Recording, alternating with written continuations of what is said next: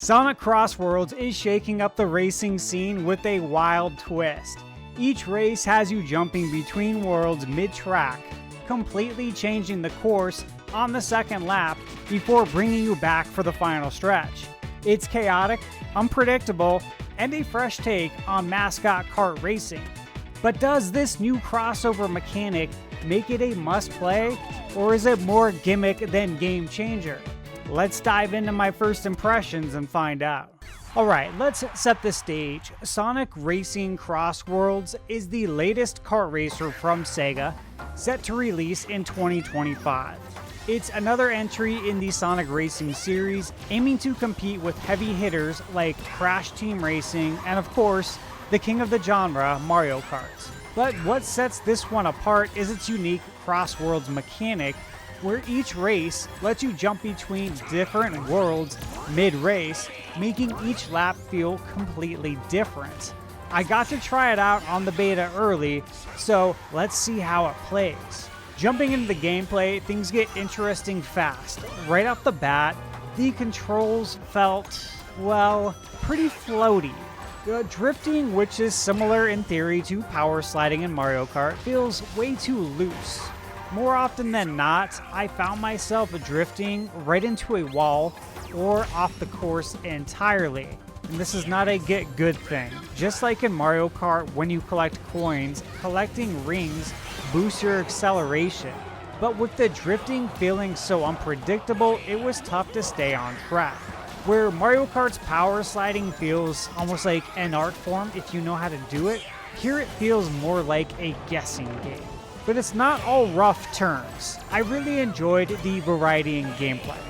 You're not just racing on a regular track, you've got water racing sections where you can charge your gauge and jump through hoops for speed boost, and then there's flying sections where you can ascend and descend through the air. Kind of gave me Diddy Kong Racing vibes, but the loose controls held it back from being a must-buy. Still, if there were game rentals nowadays, this would easily be a must-try rental, so I'm hoping they release another demo before the game actually comes out. Now, racing online was another highlight. Leveling up your rank and unlocking gadgets really kept me hooked into the beta. The more you race and rank higher, the more Dampa tickets you earn, which you can use to upgrade everything from the back frame to the tires and even customize your paint jobs and add stickers to your vehicles. There were other upgrade tabs that were grayed out that you can see here on the menu, and if you see out there right by where it says R1, you see like a horn, 2 arrows pointing another direction, and then something else. So again, there's gonna be more upgrades. So it looks like even more customization is coming in the full release. But I do wonder if we're going to get any other customization options with the actual vehicles. Like, are we gonna get new vehicles? Are we gonna get more than just the parts that were shown in the beta?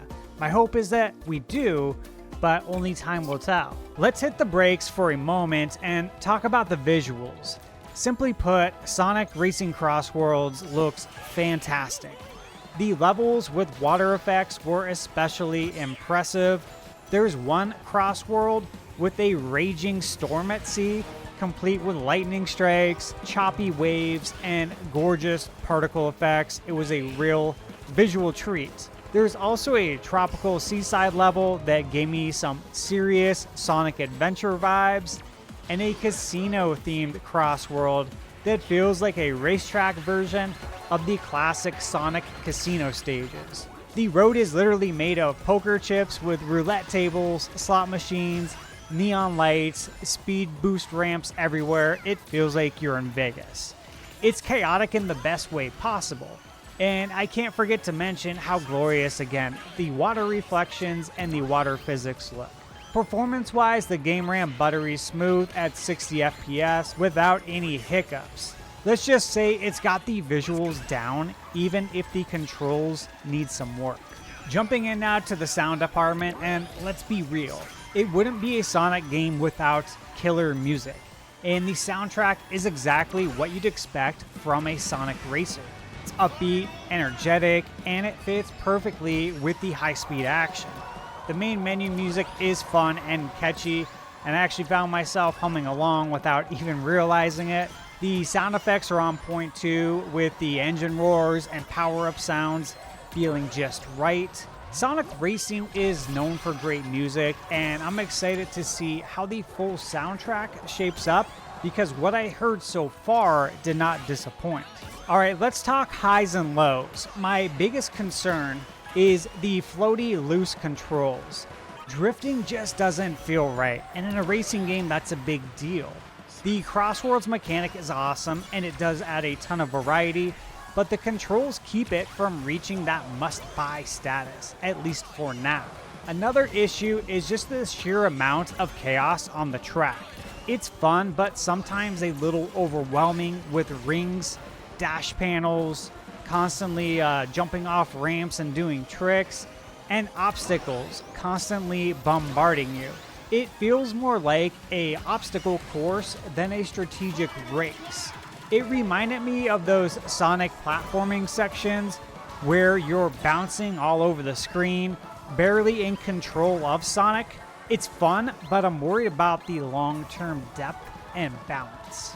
And speaking of balance, the AI feels a bit too aggressive about keeping races tight.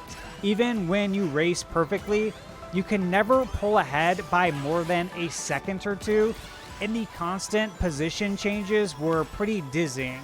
It felt like the AI was working overtime to keep things close, making the races feel a bit too scripted. Overall, Sonic Racing Crossworlds is a bit of a mixed bag.